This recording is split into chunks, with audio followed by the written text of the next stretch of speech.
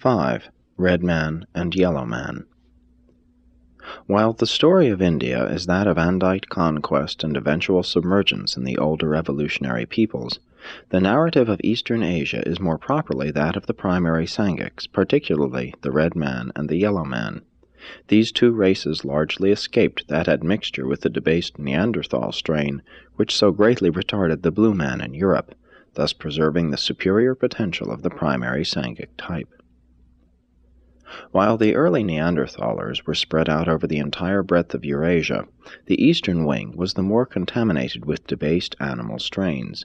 These subhuman types were pushed south by the Fifth Glacier, the same ice sheet which so long blocked Sangic migration into eastern Asia. And when the Red Man moved northeast around the highlands of India, he found northeastern Asia free from these subhuman types.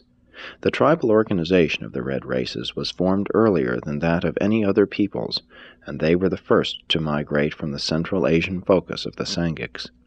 The inferior Neanderthal strains were destroyed or driven off the mainland by the later migrating yellow tribes, but the Red Man had reigned supreme in eastern Asia for almost 100,000 years before the yellow tribes arrived.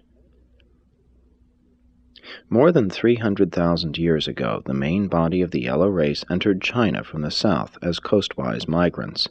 Each millennium they penetrated farther and farther inland, but they did not make contact with their migrating Tibetan brethren until comparatively recent times. Growing population pressure caused the northward-moving yellow race to begin to push into the hunting grounds of the Red Man. This encroachment, coupled with natural racial antagonism, culminated in increasing hostilities, and thus began the crucial struggle for the fertile lands of farther Asia.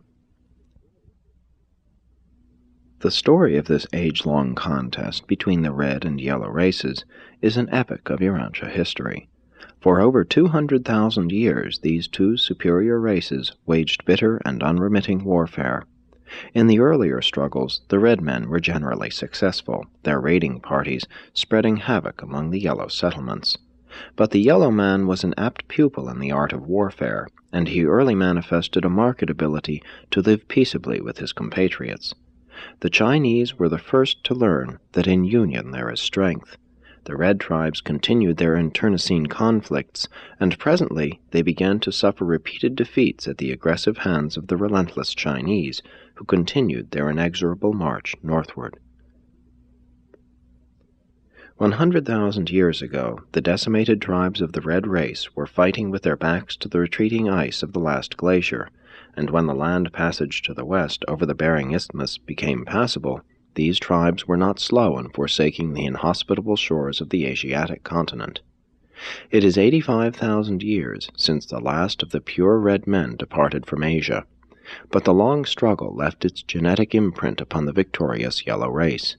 The northern Chinese peoples, together with the Andinite Siberians, assimilated much of the red stock, and were in considerable measure benefited thereby. The North American Indians never came in contact with even the Andite offspring of Adam and Eve, having been dispossessed of their Asiatic homelands some 50,000 years before the coming of Adam.